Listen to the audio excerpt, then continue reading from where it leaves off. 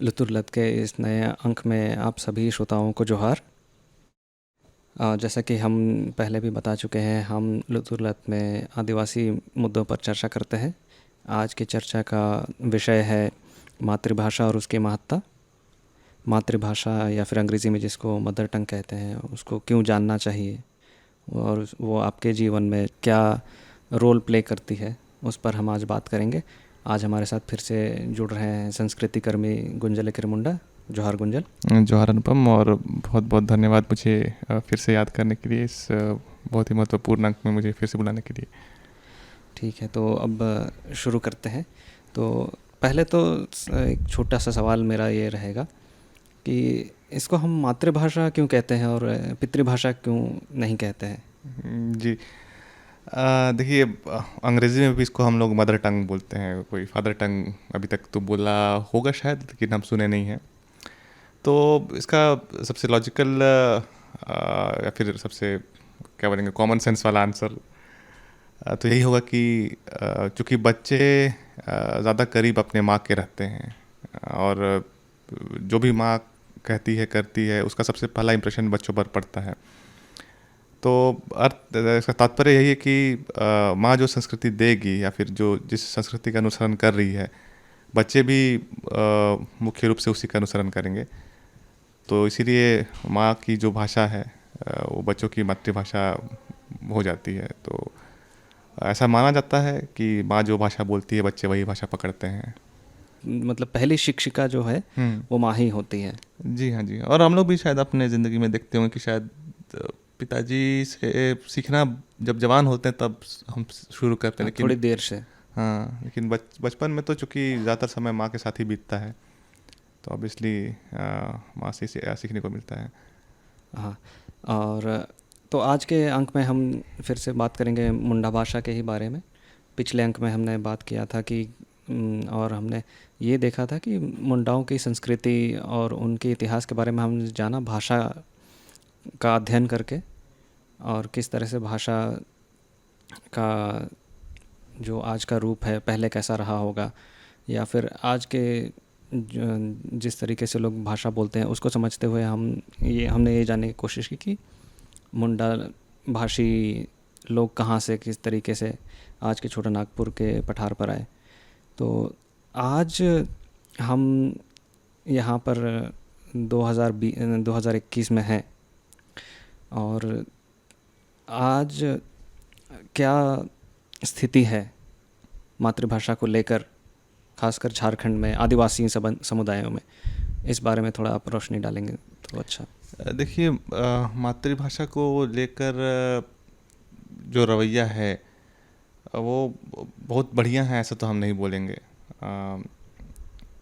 आज से लगभग कह सकते हैं कि विभिन्न इलाकों में अलग अलग समय काल में लोग अपनी मातृभाषा के प्रति उदासीन होते गए। हमको याद है, जहाँ अभी हम लोग इस पूरे वार्तालाप को रिकॉर्डिंग कर रहे हैं, रांची का इलाका है। तो यहाँ पर लगभग आज से 30 साल पहले तक लोग मुंडारी बोलते थे। मतलब मुझसे जितने भी बड़े मेरे चाचा के बेटे या मामा के बेटे हैं, वो बताते हैं कि जब वो खेलते थे तो अक्सर उनके बड़े लोग जो रांची के लोकल लोग थे, वो सभी मुंडारी में बात करते थे। लेकिन ठीक उनके एक जनरेशन नीचे के लोग अभी मुंडारी जानते तक नहीं हैं। तो यही हाल अन्य क्षेत्रों में भी रहा है कि लोग अपनी मातृभाषा को धीरे धीरे त्याग दिए। लेकिन कहीं कहीं ऐसा भी देखने को मिल रहा है कि लोग अपनी मातृभाषा के प्रति जागरूक भी हो रहे हैं। शायद एक बार खोने के बाद उनको एहसास होता है कि ये शायद ठीक नहीं हुआ उनके साथ, ये ठीक नहीं कर रहे हैं वो, या फिर उनका समुदाय कुछ चीज़, बहुत महत्वपूर्ण चीज़ को छोड़ दे रहा है। उसके बाद थोड़ा जागरूक होते हैं। लेकिन फिर वही होता है कि जागरूक होने के बाद फिर से सीखे कहाँ से, उस चीज़ पे बात अटकती है। अगर आपके पास बूढ़े लोग हैं, माँ बाप हैं जो बोल रहे हैं तो बढ़िया है, लेकिन अगर अगर वो भी बोलना छोड़ दिए हैं तब आपके पास कोई साधन रहता नहीं है कि आप फिर से सीख पाएँ। तो हम तो देखें कि जहाँ पर पूरा का पूरा एक जनरेशन अपनी मातृभाषा भाषा को छोड़ दिया है बोलना। मतलब बच्चे तो नहीं बोल रहे हैं, माँ पिताजी भी नहीं बोल रहे हैं। तो जब बच्चे सीखना चाहते हैं, अपने पहचान को लेकर थोड़ा जागरूक होते हैं, तो वो तलाशते हैं किसको, कौन सिखा पाएगा हमें, किससे सीखें। तो अभी तक तो ऐसा कोई एक विकल्प हम लोग सामने नहीं रख पाए कि उनको हम लोग सिखा पाएँ। तो ये एक बहुत बड़ा चैलेंज है। चूँकि मातृभाषा सिखाना मतलब किसी एक भाषा को सिखाना निर्भर करता है कि वो भाषा कितने लोग बोल रहे हैं। जैसे कि अगर किसी को हिंदी सिखाइएगा, फ्रेंच सिखाइएगा, तो सब जिसको हम लोग बोलते हैं प्रेस्टीज की भाषा, थोड़ा इसको बोलने में शान महसूस होता है लोगों को, तो वो सब थोड़ा आसान होता है सीखने में। लेकिन जिस भाषा के साथ थोड़ा पिछड़ापन जुड़ गया है कि हाँ ये लोग तो शायद उतने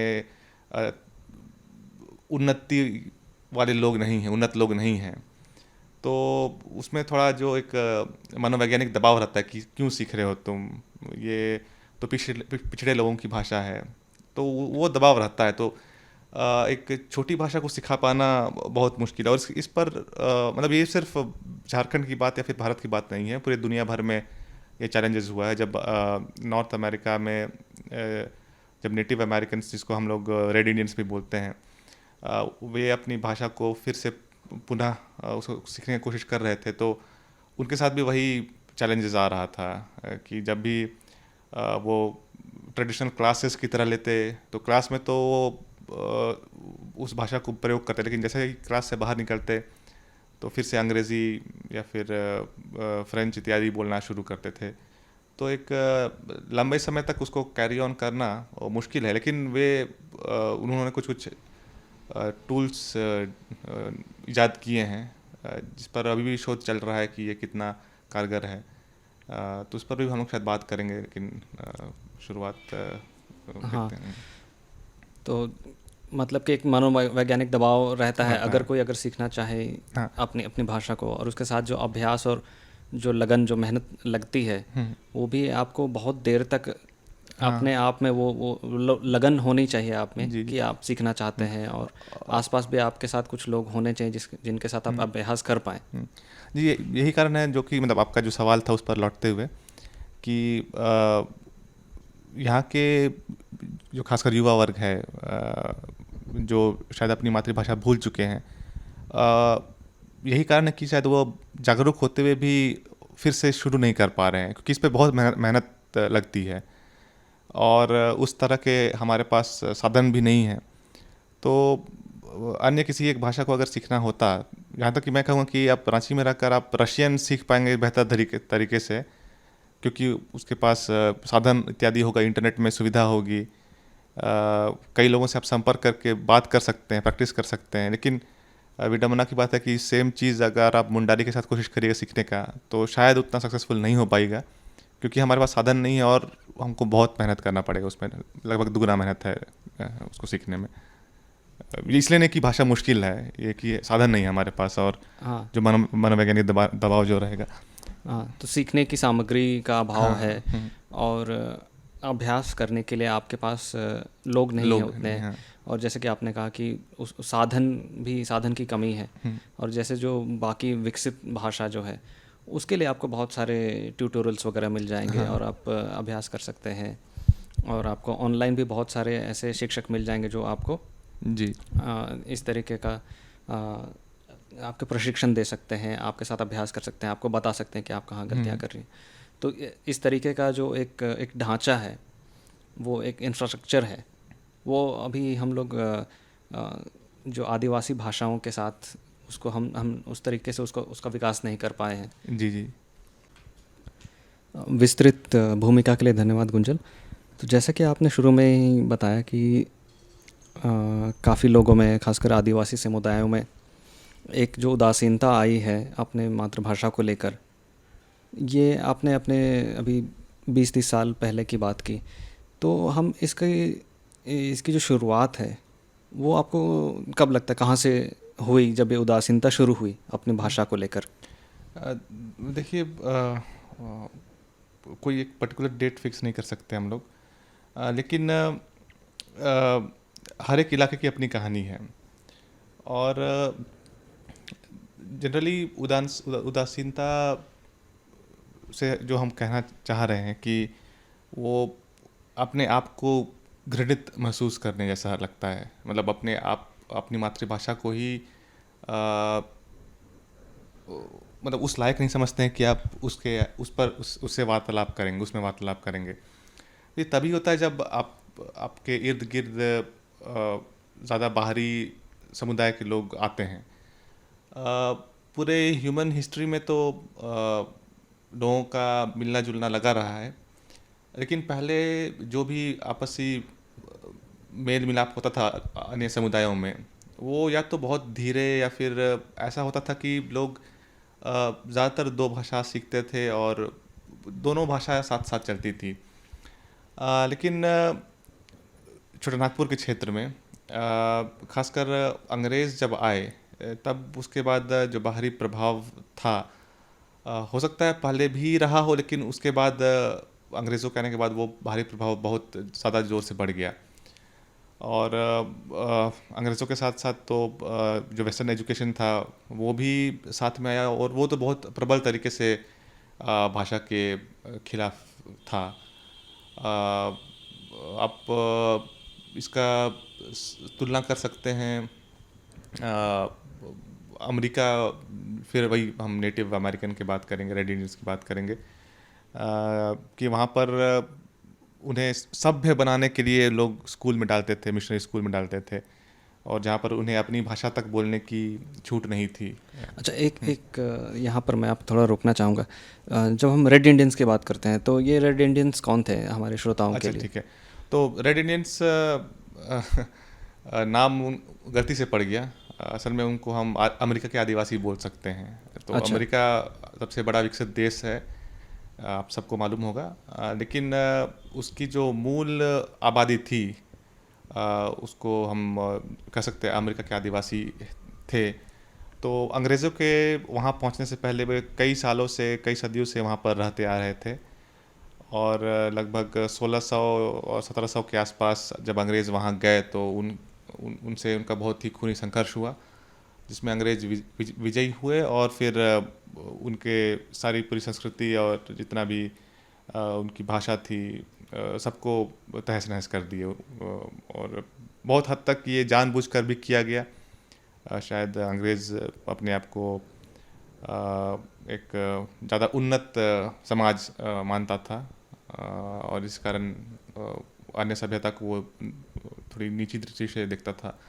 तो इसी कारण जिनको हम अभी रेड इंडियंस बोल रहे हैं, खैर उन्हें उन्हें खुद को नेटिव अमेरिकन बोलना पसंद है, तो हम लोग वहाँ के आदिवासी बोल सकते हैं, अमेरिकी आदिवासी बोल सकते हैं उनको। तो रेड इंडियंस कोई नहीं, बल्कि अमेरिका के आदिवासी हैं।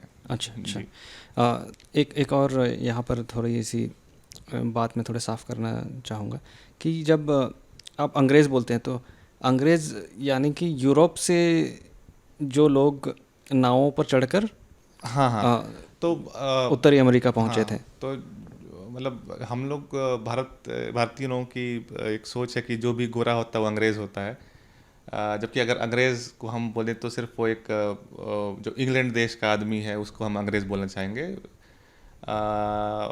लेकिन एक धारणा बनी हुई है भारतीयों के बीच की, जो भी गोरा हो गया वो अंग्रेज़ हो गया, जबकि वो सच नहीं है। तो मेरा कहने का अर्थ था कि जो इंग्लैंड से कॉलोनिस्ट गए, जी। लेकिन साथ साथ अन्य जो उपनिवेशी ताकतें थी, जैसे फ्रांस के लोग भी हाँ, वहाँ गए। फ्रांस, पुर्तगाल के हाँ, लोग भी। पुर्तगाल के थे, फिर स्पेन के थे।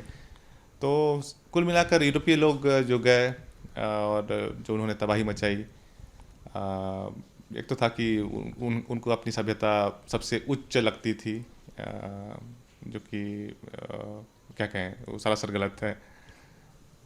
हाँ, तो उसी परिवेश में उसी कॉन्टेक्स्ट में हम अभी के जो आदिवासी समुदाय जो यहाँ पर हैं, जो यहाँ पर के आदिवासी रहते हैं, तो उन पर क्या बीती हम उसको समझने की कोशिश जी, कर जी, रहे हैं। जी, जी। तो जो उस समय की जो धारणा थी, जिसे हम कह सकते हैं विजयी सभ्यता की जो धारणा थी कि हमसे ऊपर कोई नहीं है, और हम जो पढ़ा रहे हैं, हम जो बता रहे हैं, या फिर हम जैसे जी रहे हैं, वही सबसे श्रेष्ठ है। तो जब यहाँ अंग्रेज आए, जब स्कूल खोले, तो उनके हिसाब से अंग्रेजी शिक्षा ही सबसे महत्वपूर्ण थी, अंग्रेजी सभ्यता ही सबसे महत्वपूर्ण थी, और बाकी सभी सभ्यता को वो सभ्य लोगों में नहीं गिनते थे, कि वो थे कि हाँ ये तो जंगली लोग हैं, इन्हें इन्हें हमें सभ्य बनाना है। हाँ, तो उनकी नज़रों में वे असभ्य थे, जी जी जी। और असभ्य, अशिक्षित। अशिक्षित, असभ्य। तो ये भाषा के क्रम में तो ये देखने को मिलता है। अब वो अब तक हमको लगता है वो चलते आ रहा है, क्योंकि जब अपनी भाषा में बात करेंगे तो उस समय तो लोग मना ही करते थे स्कूलों में, यहाँ तक कि अभी भी लोग मना करते हैं कि अपने भाषा में बात करोगे तो तुम्हें पिटाई पड़ेगी। यहाँ तक कि गांव की भाषा में तो गांव के स्कूलों में जब कोई भी अपनी मातृभाषा में बात करता है तो उन्हें बाकायदा मना किया जाता है कि आप उस भाषा का प्रयोग मत करिए, अपनी मातृभाषा का प्रयोग मत करिए।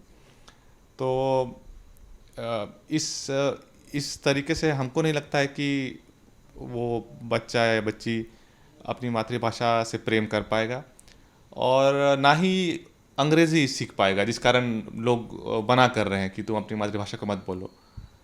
जो भी अंग्रेजी सीख पा रहे हैं लोग अभी, शहर के बच्चे हो या चाहे गांव के बच्चे हो, वो तो अंग्रेजी या फिर हिंदी भी कह अंग्रेजी लें। या हिंदी जो भी, वो है कि जो एक फिल्मों से सीख पाते हैं। मैं तो खुद का एग्जांपल देता हूँ कि ज़्यादा अंग्रेजी मुझे तो फिल्मों से सीखने का मौका मिला। स्कूल में ज़बरदस्ती करने से कितना कारगर होता है वो शोध का विषय हो सकता है, लेकिन एक माहौल देकर हमको लगता है ज़्यादा बेहतर ढंग से लोग सिखा पाएंगे। और यहाँ तक कि इतना एक्सपीरियंस, ये इतना हमारे पास उदाहरण भी है कि लोग एक साथ 3-4 भाषा सीख सकते हैं। तो किसी एक भाषा को सिखाने के चक्कर में दूसरे भाषा को नीचे दिखाना, ये कहीं का लॉजिक नहीं है।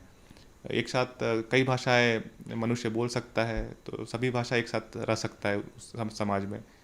तो अभी के संदर्भ में हमको लगता है कहीं ना कहीं वो पुरानी एक जो सोच थी कि ये पिछड़े लोगों की भाषा है, या फिर ये भाषा सीखने, मतलब ये अपनी मातृभाषा बोलने के कारण ही लोग तरक्की नहीं कर पा रहे हैं, ये सब कुछ छोड़ने की ज़रूरत है। जो कि कहीं कहीं मतलब बहुत सारे लोग इस चीज़ को सही मान रहे हैं, लेकिन एक बड़ा तबका है जो अभी भी इस चीज़ को सही नहीं मानता है। तो धीरे धीरे हमको लगता है कि अपनी मातृभाषा का इज्जत करना, साथ साथ अन्य भाषाओं का भी इज्जत करना, ये एक साथ लेकर चलना पड़ेगा हमें।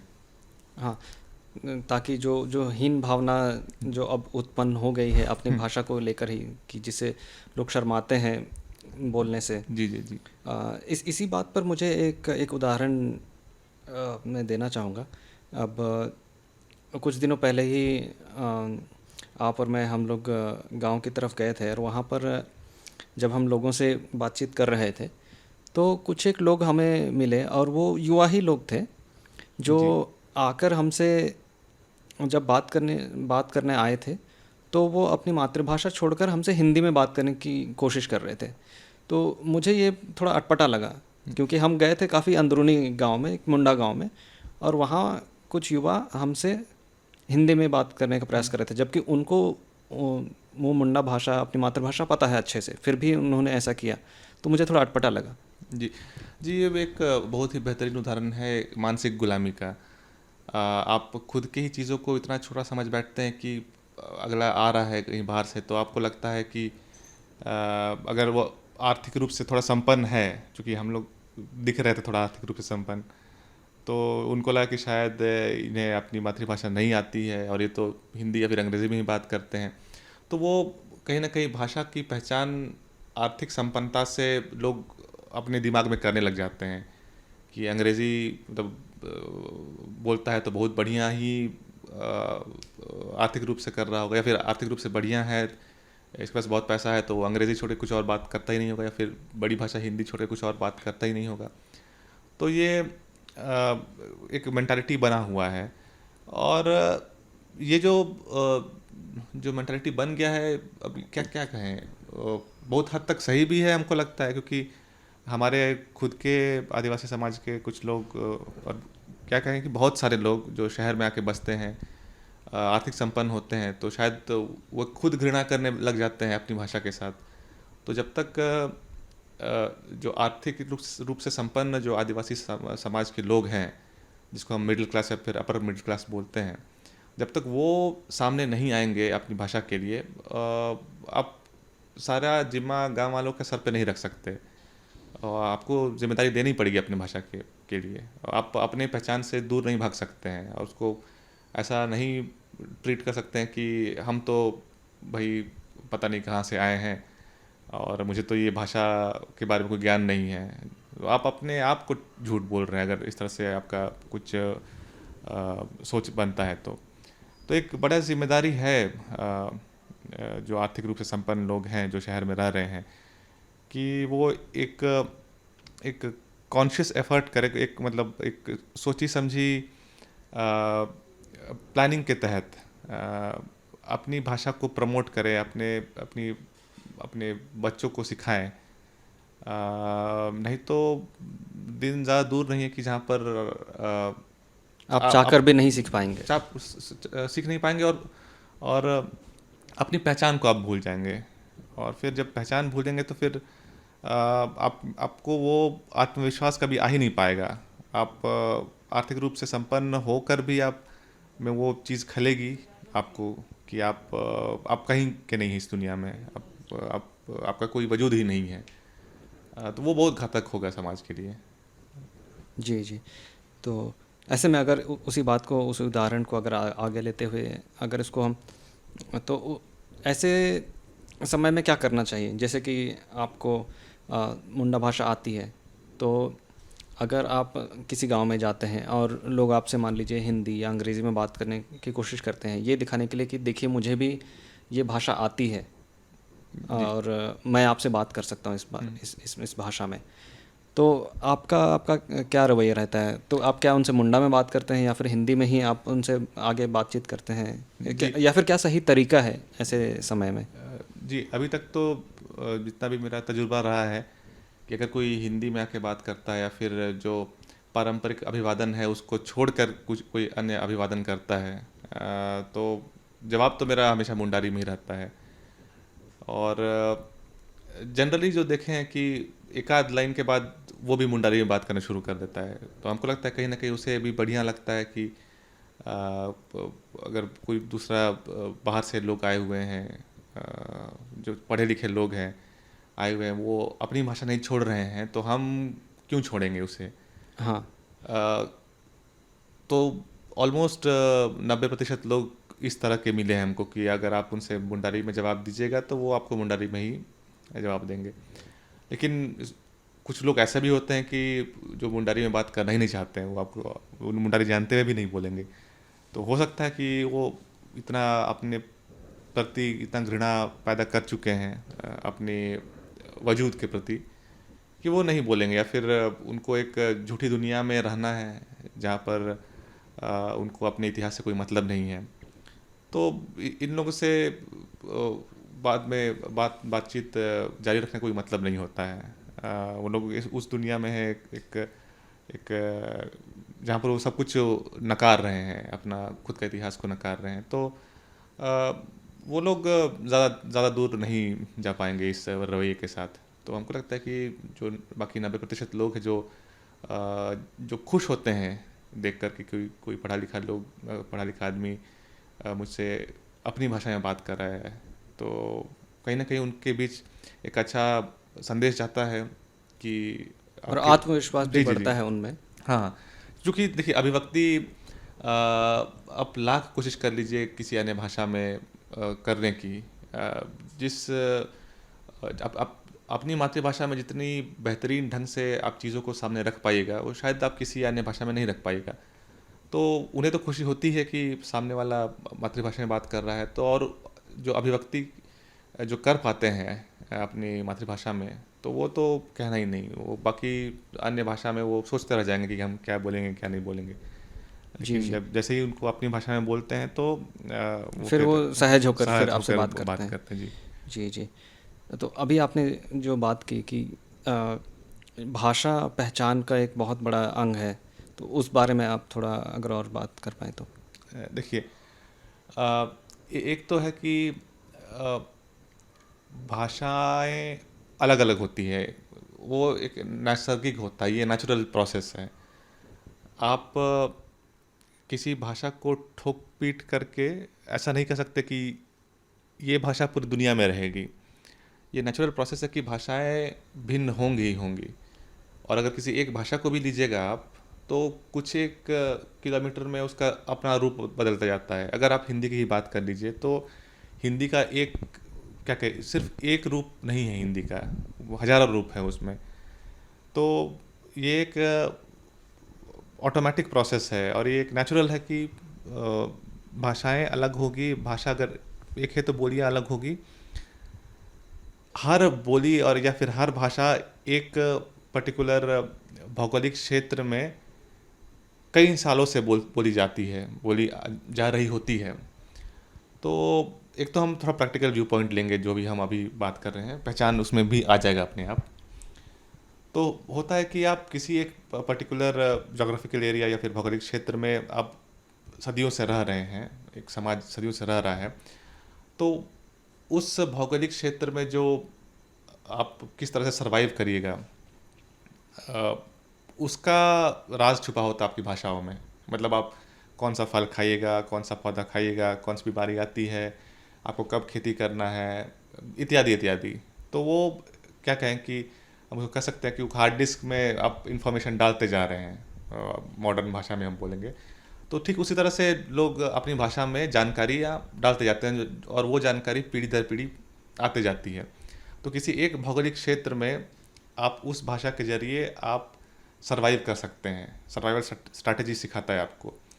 आप अब हिंदी लेकर आप अंटार्कटिका में आप सरवाइव नहीं कर पाते हैं, क्योंकि वहाँ की भाषा है। सदियों से जो लोग रह रहे हैं, जो उनका एक्सपीरियंस रहा है, सब उसी भाषा में रिकॉर्डेड है। तो जब तक आप उस भाषा को नहीं जानिएगा, आप उस क्षेत्र में सरवाइव नहीं कर पाइएगा। हो सकता है कि किसी अन्य भाषा में वो चीज़ें चली गई होंगी, ट्रांसलेट हो गया होगा, उस उन भाषाओं में भी जानकारी होगी। लेकिन अभी जो बड़ा जो जानकारी है अभी अभी तक, वो मातृभाषा में ही रही है। तो एक तो सबसे बड़ा प्रैक्टिकल पॉइंट ऑफ व्यू है कि आप एक पर्टिकुलर जोग्राफिकल एरिया में सीधे सर्वाइवल के लिए वहाँ की भाषा आपको जाननी ज़रूरी है। अब जब वो भाषा को आप जानिएगा, तो ऑब्वियसली आप एक क्या कहें, एक आत्मविश्वास आपका रहता है उसमें कि ठीक है, इस भाषा में इतनी जानकारी है कि हम अपना जीवन यापन आराम से कर सकते हैं। तो वो एक आत्मविश्वास आपको खुद ब खुद देता है। लेकिन इसी बीच अगर दुनिया बदलती है, नई नई तकनीक आती है, जो कि अगर कहें तो अभी के संदर्भ में हम देखें कि ग्लोबलाइजेशन हुआ, वैश्वीकरण हाँ हुआ। वैश्वीकरण हुआ, बाहर से नई नई चीज़ें बन के आई, कंप्यूटर, गाड़ी वाड़ी इत्यादि बन के आई, जो कि जितने भी आविष्कार हुए हैं वो अंग्रेज़ी भाषी लोगों के द्वारा हुए हैं, यानी कि यूरोपीय लोगों के द्वारा किया गया है। तो उनके हिसाब से दुनिया बदली, और उस बदली हुई दुनिया में अंग्रेज़ी एक महत्वपूर्ण जगह रखता है। अभी भी जितना भी नए आविष्कार हो रहे हैं, सब अंग्रेज़ी में हो रहे हैं। तो अपने आप एक क्या क्या सर्वाइवल के लिए अंग्रेज़ी एकदम महत्वपूर्ण हो जाती है उसके बाद, क्योंकि दुनिया अंग्रेज़ी के हिसाब से गढ़ी जा रही है अब। तो एक जब सर्वाइवल एक समुदाय का बढ़ता है, तो अगला समुदाय देखता है कि अरे यार, मेरी भाषा में तो ये सब कुछ है नहीं, जो भी नई चीज़ बन रही है दूसरी भाषा में बन रही है।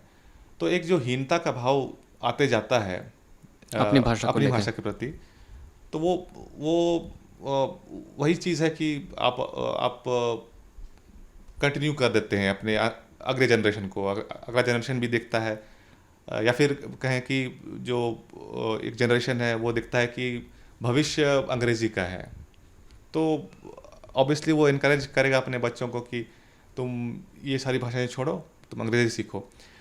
तो ये एक शॉर्ट टर्म में तो दिखता है कि अंग्रेज़ी बहुत शक्तिशाली है, लेकिन अब अगर इस चीज़ को आप अन्य चीज़ों से जोड़ कर देखें, जैसे वैश्वीकरण है, तो ऐसा तो नहीं है कि वैश्वीकरण से ही सारी समस्याओं का समाधान हो जाएगा। वैश्वीकरण है तो बहुत सारी सुविधाएं भी हो रही है, लेकिन बहुत कुछ गलत भी हो रहा है उस चक्कर में। और ये एक बड़ा कारण बन रहा है कि धीरे धीरे जो जितने भी क्या कहें जो बुराइयां हैं पृथ्वी में, कहने का अर्थ है कि जो भी पृथ्वी को जो जो नुकसान पहुंचाने की चीज़ें हैं, जैसे कि मतलब वैश्वीकरण की बुराइयाँ बुराइयां हैं, जो बुरा, जिसका जो अभी सबसे बड़ा बुरा तो हम ग्लोबल वार्मिंग को देख सकते हैं, जिसमें तापमान बढ़ रहा है हर जगह। तो इससे बचने के लिए लोग कहते हैं कि आदिवासियों से सीखिए आप, उनका किस तरह से रहना है। तो हम उस रहन सहन को कहाँ से सीखेंगे? उनका रहन सहन उनकी भाषा में छिपा हुआ है कि उतने सालों से जो भी बूढ़े पुरखे थे, जो भी उन्होंने देखा सीखा, तो ऑब्वियसली वो तो किसी अंग्रेजी भाषा में तो नहीं उसे डॉक्यूमेंट की, उस पर अपनी ज्ञान को तो उस पर सहेज के नहीं रखा, वो अपनी मातृभाषा में ही सहेज के रखे हैं। और चूँकि हर भौगोलिक क्षेत्र का अपनी एक विशेषता होती है, और वो विशेषता आपकी अपनी भाषा में ही संयोजन किया गया है, उसका उसी में ही मिलेगी आपको। आप अंग्रेज़ी सीखकर आप कंप्यूटर बना सकते हैं, लेकिन एक पर्टिकुलर भौगोलिक क्षेत्र में आपको किस तरह से जीना है वो आपकी मातृभाषा ही आपको बता पाएगी। इसी से मुझे एक बात ऐसी याद आ रही है कि जो एस्किमो हैं, जो मुझे लगता है अंटार्कटिका के जो वहाँ के लोग हैं जी, उनकी भाषा में बर्फ़ के कई नाम हैं। हाँ हाँ, जबकि हम बर्फ़ को सिर्फ एक नाम से एक जानते नाम हैं। से जानते हैं। तो वो उनके सर्वाइवल के लिए, उनके जीवन यापन के लिए उनको जानना ज़रूरी है कि कितने तरह के बर्फ़ होते हैं, जी जी, कौन सी बर्फ़ खतरनाक होती है, कौन सी बर्फ़ को आप खा सकते हैं, या फिर जिसको मतलब आपको ये सब जानकारी उस भाषा में ही मिलती है। जी जी जी, और उसी तरह से अगर हम एक क्षेत्र के भाषा, जैसे कि समुदाय की भाषा, क्षेत्र विशेष समुदाय, जैसे जिसमें मुंडा समुदाय भी आता है, तो इनमें भी कई सारे जो जंगली जो फल फूल के जो नाम हैं वो इन्हीं भाषाओं में ही हैं। जी जी, अवश्य ही। और उन सब फल फूलों का हम किस तरह से उपयोग कर सकते हैं अपनी ज़िंदगी में, उसकी भी जानकारी मातृभाषा में ही सम्मिलित है। तो मातृभाषा एक तो डायरेक्टली आपको आपके सर्वाइवल के लिए महत्वपूर्ण है। उसके बिना मुश्किल है। एक मतलब एक जहाँ एक सेंट्रलाइज्ड लेवल में आप देखें तो शहरों में ठीक है, आप अंग्रेज़ी जान रहे हैं, काम चल रहा है, लेकिन बहुत लंबे समय तक ये मुश्किल है। आपको एक डिसेंट्रलाइज्ड जहाँ पर आप लोकल नॉलेज को भी साथ लेके चल रहे हैं, वो ज़रूरी है एक बैलेंस्ड पृथ्वी के लिए, एक बैलेंस्ड लाइफस्टाइल के लिए। तो उसके लिए हमको लगता है कि मातृभाषा का ज्ञान होना, और उस मातृभाषा में जितने भी ज्ञान की चीज़ें जो संजो कर रखी गई है उतने सारे लोगों के द्वारा, वो उसको सामने लाना पड़ेगा। और उसका सबसे बेहतरीन तरीका होगा कि आप मातृभाषा सीखिए, और फिर आप उन सारी भाषा का ज्ञान लेते हुए एक मानवता के सभी आयामों को छूते हुए, ताकि मानवता एज अ होल सर्वाइव कर पाए। जी जी। तो जी, अभी जैसे मैं जिस तरह से समझ पा रहा हूँ कि आप अपने आप को सबसे पहले जानिए, पहचानिए, अपनी पहचान को आप समझ लीजिए, और उसमें भाषा बहुत अहम भूमिका यहाँ पर निभाती है। तो आप जब अपने आप को जानेंगे तो फिर आपके पास एक कॉन्फिडेंस होगा, एक आत्मविश्वास होगा, जिससे फिर आप आगे जो आपको ज़िंदगी में करना है, जैसे आप अंग्रेज़ी में पढ़ाई करना चाहते हैं या फिर आप ऐसी पढ़ाई करना चाहते हैं जो आपकी मातृभाषा में नहीं हो सकती है। जैसे आजकल के जो भी नए विषय जो भी आ रहे हैं, कंप्यूटर साइंस हो गया, और अभी नए नए विषय जो साइंस से रिलेटेड है, और साइंस और टेक्नोलॉजी और इससे रिलेटेड जो भी फील्ड्स हैं, इसकी सारी पढ़ाई तो अंग्रेज़ी में ही होती।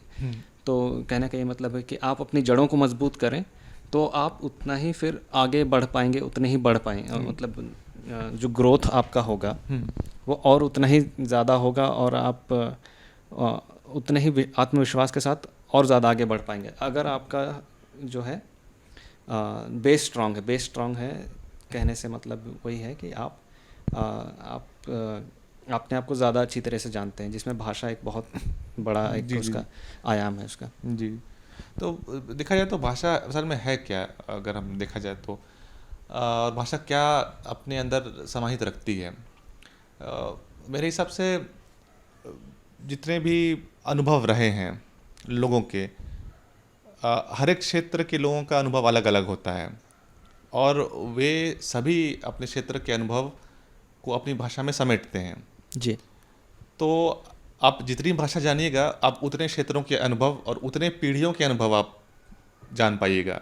जी, जी, सही बात। तो आप जितना अनुभव जानिएगा, जितने लोगों का अनुभव जानिएगा, आप भविष्य में और बेहतर कर पाइएगा हर क्षेत्र में।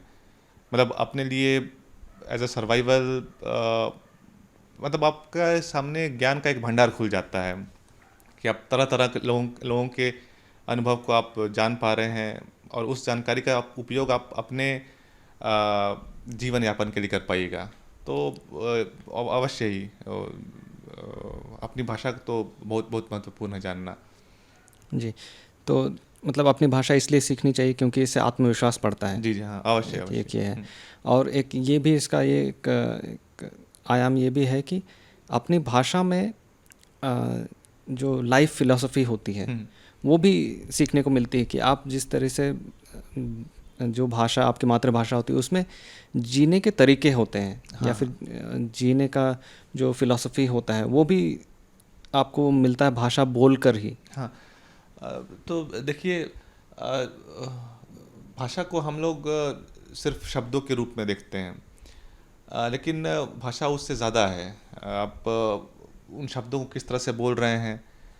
आप सबसे बढ़िया उदाहरण देते हैं, हम लोग मैं क्यों नहीं बोलते, हम लोग हम क्यों बोलते हैं, अगर हिंदी की बात करें तो इसके पीछे भी एक दर्शन का विषय है, एक फिलॉसफी है। चूँकि हम लोग कभी एक इंडिविजुअलिस्टिक सोसाइटी नहीं रहे, कि हम लोग व्यक्तिवादी नहीं रहे, कि हम लोग एक एक व्यक्ति को समाज से अलग होकर देखते हैं।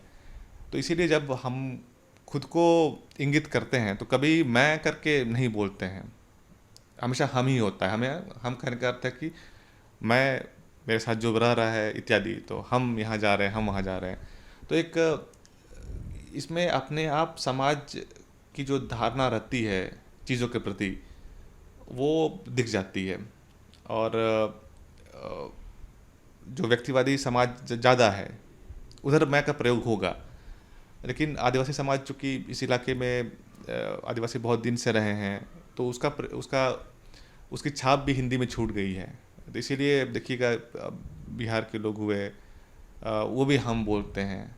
हाँ, जिसका काफ़ी मजाक भी उड़ाया जाता है, और एक तरह से व्यंग्यात्मक तरीके से भी इसको लिया जाता है कि अगर आपको किसी की नकल उतारनी है कोई किसी बिहारी की, तो आप उसमें हम का प्रयोग हम का करेंगे। प्रयोग करेंगे, लेकिन उसको आप उसके सामाजिक परिवेश और उस इलाके के इतिहास के साथ देखिए आप। तो यहाँ पर हमेशा समुदाय एक चीज़ों का बोलबाला रहा है। मतलब किसी एक व्यक्ति को महत्व उतना नहीं दिया जाता है जितना कि एक समूह को दिया जाता है। अगेन, ये अच्छा हो सकता है, बुरा हो सकता है, इस पर हम अभी बात नहीं करेंगे, लेकिन इस इलाके में समुदाय को ज़्यादा महत्व दिया जाता है। तो उस हिसाब से उसकी छाप भाषा में चली जाती है, और जब चली जाती है तो फिर आप उस तरह से बोलने शुरू करते हैं, सोचना शुरू करते हैं। जैसे कि आप अगर गांव जाइएगा, मुंडारी भाषा की बात कर रहे हैं, तो आप कभी नहीं पूछते हैं कि तुम कैसे हो ना, चिरका में नाम्या बहुत कम होगा। आप या तो पूछे कि हम लोग सब कैसे हैं, ठीक है। तुम कैसे हो और तुम्हारे लोग कैसे, ये भी नहीं, तुम हम लोग सब कैसे हैं। तो ये बोलने का तरीका बंद सा जाता है, और इसके बाहर अगर आप कुछ बोलिएगा कि मैं अच्छा हूँ, तो वो भी लोग एक अटपटा अटपटा लगता है। लगता है। तो व्याकरणगत ठीक है, अच्छा बोल रहा है, लेकिन सामाजिक रूप से ठीक नहीं बोल रहा है। अच्छा। उसमें बोलना है कि हम लोग सब अच्छे हैं। तो जब इस तरह से आप बात करना शुरू करते हैं, तो आप एक व्यक्ति के बारे में कम सोचते हैं और समाज के बारे में, एक समूह के बारे में ज़्यादा सोचना शुरू करते हैं आप। तो अल्टीमेटली ये आपका आचरण भी तय करता है कि ये आदमी अन्य जब कामों में संलिप्त रहेगा तो अपने बारे में सोचेगा या फिर समूह के बारे में सोचेगा। चूँकि यहाँ चलन हमेशा समूह के बारे में रहा है सोचने का, तो वो भाषा में भी चला गया है। और भाषा जब भी आप बोलते हैं तो वो जो फिलॉसफी है वो हर बार रीइंफोर्स होता है, हर बार उसे फिर से बतलाया जाता है कि हाँ तुमको इस तरह से सोचना है। तो एक ट्रेंड सेट करता है कि आपको आपका सोच थोड़ा कुछ इस तरह से रहेगा जब भी आप उस भाषा का प्रयोग करते हैं। तो ये बहुत ही महत्वपूर्ण बात आपने कही कि जो लाइफ फिलॉसफी है वो भाषा में है, और जितने ज़्यादा आप अपनी भाषा का प्रयोग करते हैं और अपने आसपास के लोगों के साथ उस भाषा का प्रयोग करते हैं, तो वो जो फिलॉसफी रीइंफोर्स होती है और फिर आपके सोचने का तरीका भी उस तरीके से हो जाता है।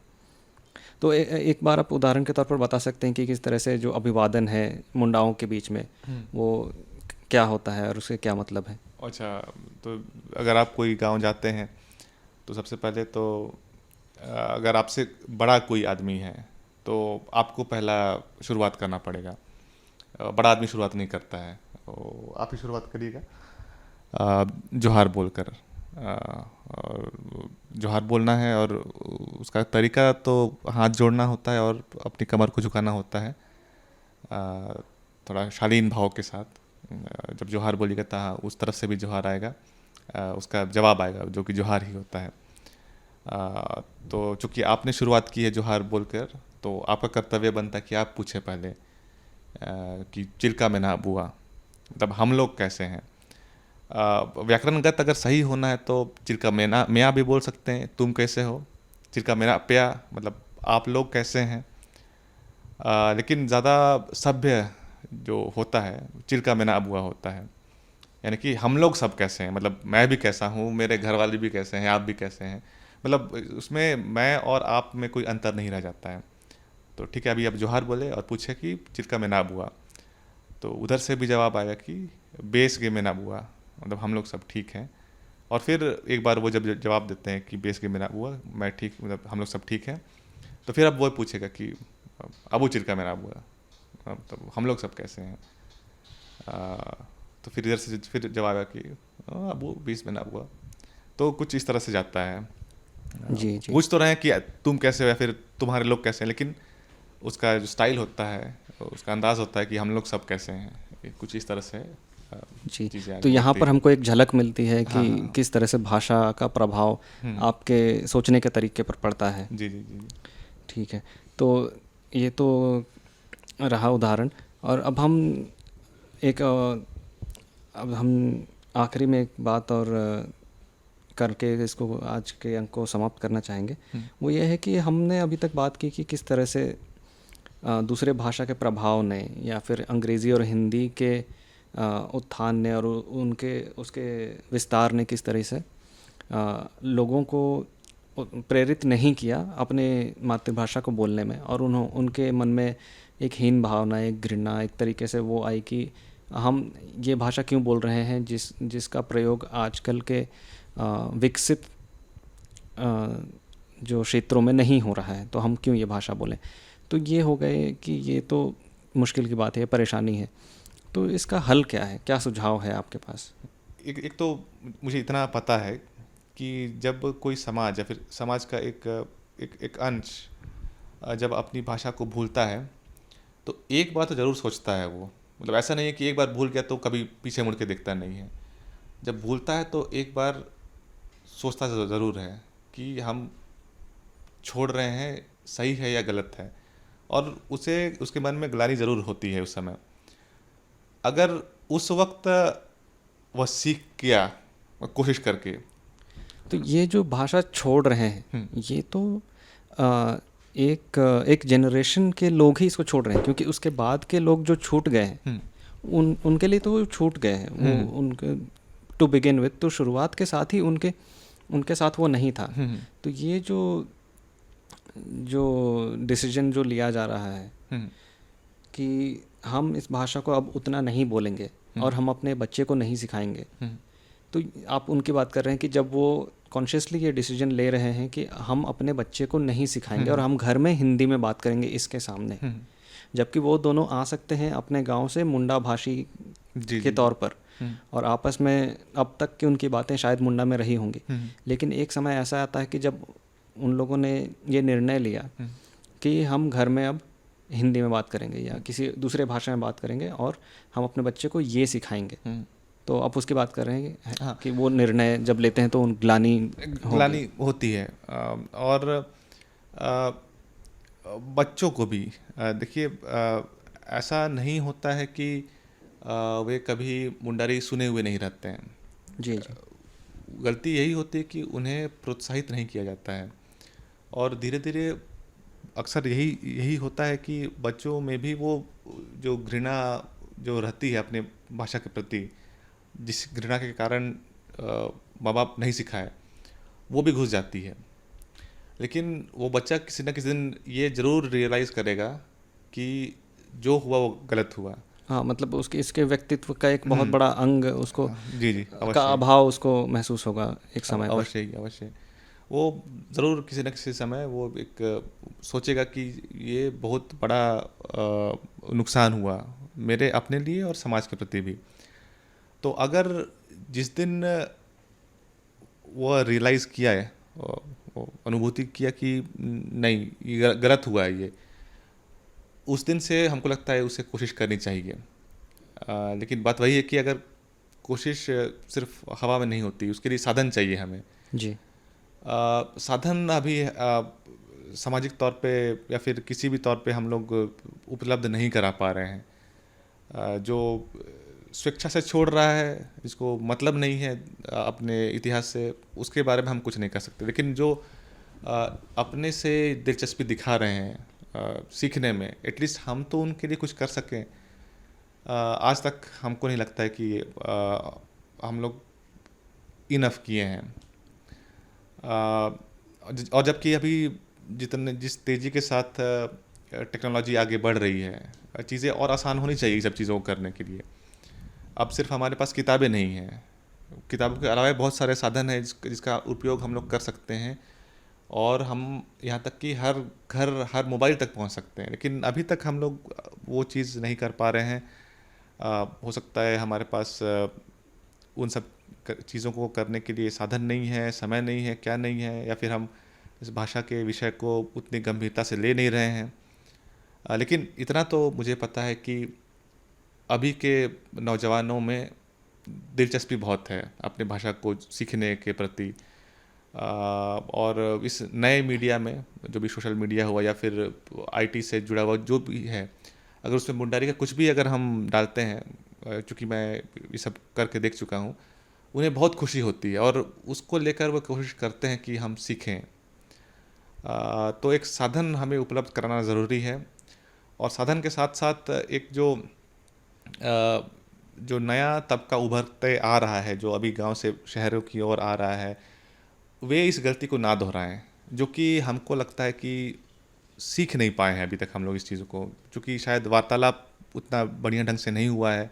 इस तरह के जैसे पॉडकास्ट हम लोग जो कर रहे हैं शायद पहले नहीं हुए हैं।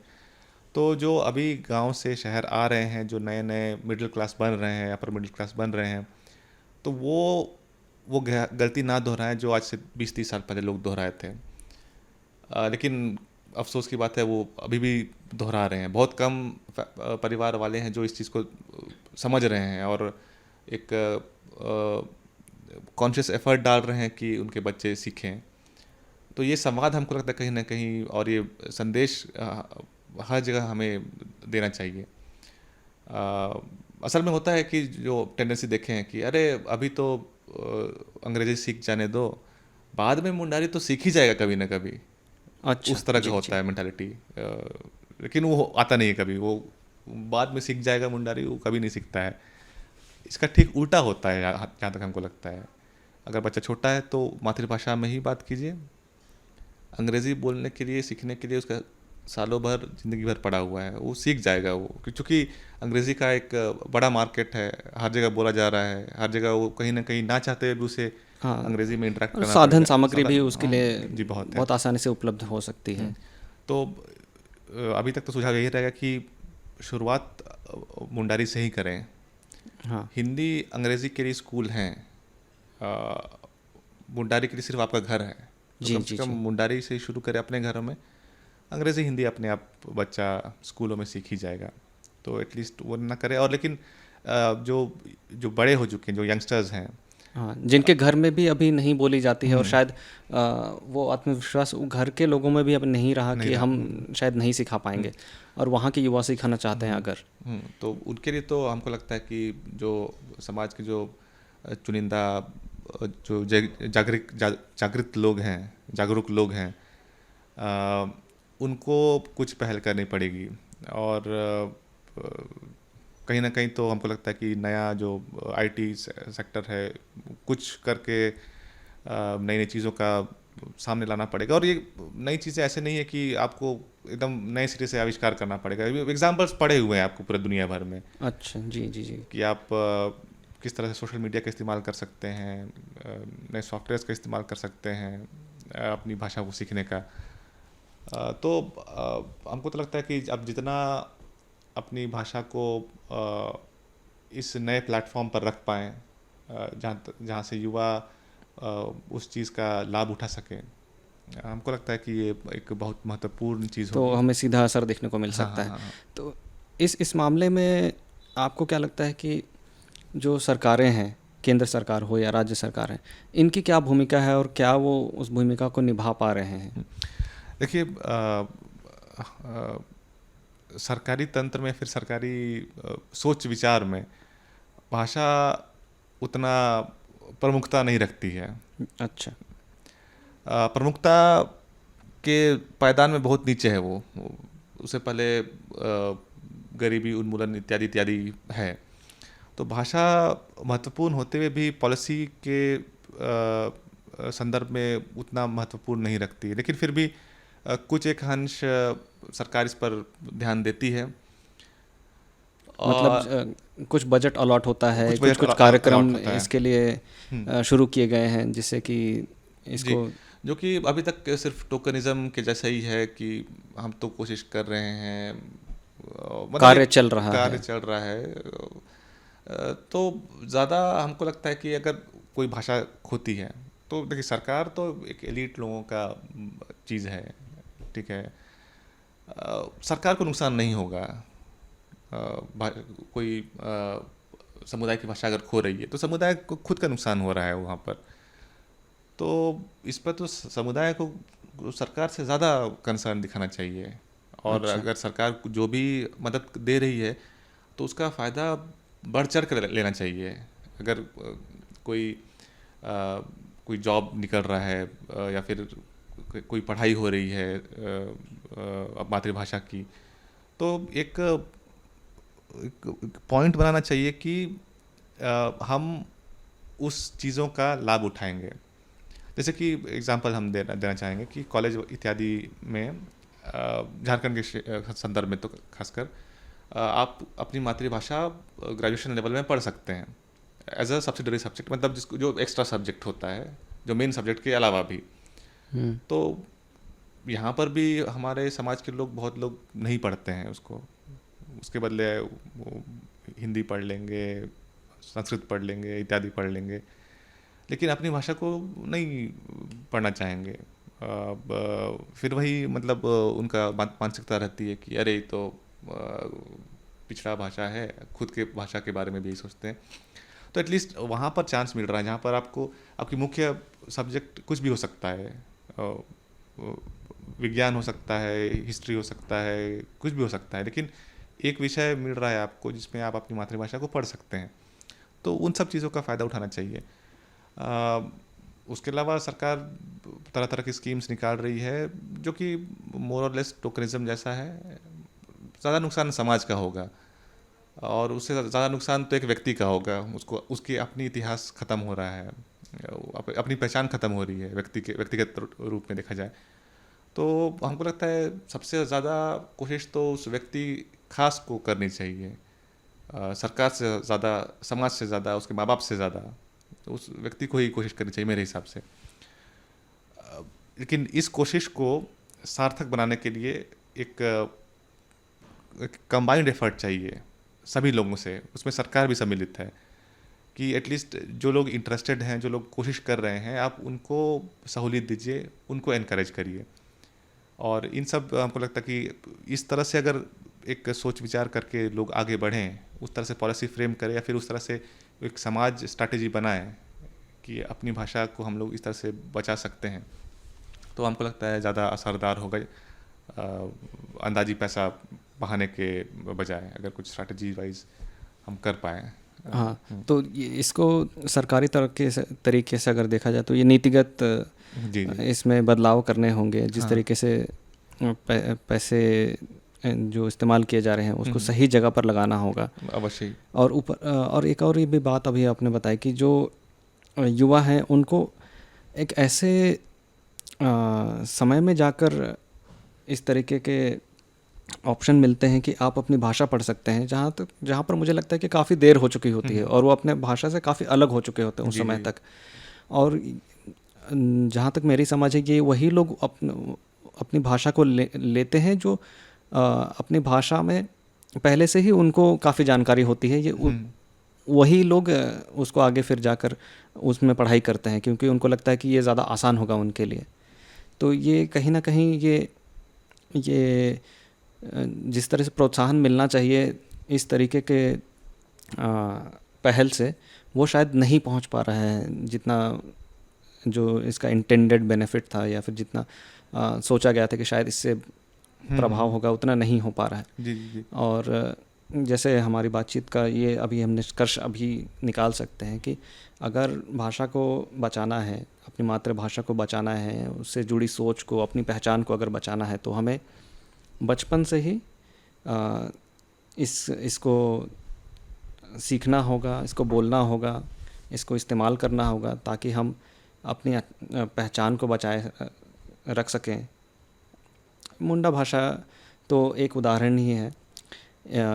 इस बातचीत में, इस चर्चा में जो हमने जितने भी बातों के बारे में बातचीत की, उस चीज़ को आप किसी भी और दूसरे भाषा में जो कि विलुप्ति के कगार पे हैं या फिर जो धीरे धीरे हम खो रहे हैं, तो अगर हम ये सब भाषा खो रहे हैं तो उसके साथ साथ हम उस भाषा से जुड़ी जानकारियाँ, उसमें निहित जो लाइफ फिलॉसफी है, जो जीने का तरीका, जो ढंग है, और जितना भी ज्ञान उस भाषा में जो समेटे हुए हैं, सैकड़ों सालों, हज़ारों सालों का जो ज्ञान है, वो हम खो रहे हैं। जी जी तो ये जितनी हमारी जो बातचीत में जितनी भी बातें हैं वो बाकी सब भाषाओं पर भी बिल्कुल उसी तरह से ठीक बैठती हैं। तो आशा है आज के हमारे चर्चा से हमारे श्रोताओं को काफ़ी लाभ होगा और उनको सोचने के लिए कुछ बातें मिली होंगी। तो आप सभी श्रोताओं का धन्यवाद, और हम गुंजल का भी आभार व्यक्त करते हैं कि उन्होंने समय दिया हमारे इस चर्चा के लिए। धन्यवाद गुंजल जी, बहुत बहुत धन्यवाद अनुपम। आज का एपिसोड बहुत ही बढ़िया रहा और बातचीत के क्रम में बहुत महत्वपूर्ण बातें आई, और हमको लगता है कि श्रोतागण ज़रूर उनके दिलो दिमाग में ज़रूर कुछ नया इंस्पिरेशन कौंध रहा होगा कि हम लोग अपनी भाषा के बारे में ज़रूर कुछ करेंगे। तो तब जाके हमको लगता है कि आप हमारी बातचीत का ज़रूर कुछ निष्कर्ष निकलेगा। जी जी बिल्कुल। तो सभी श्रोताओं को गुंजल की ओर से और मेरी ओर से जोहार। जी जोहार।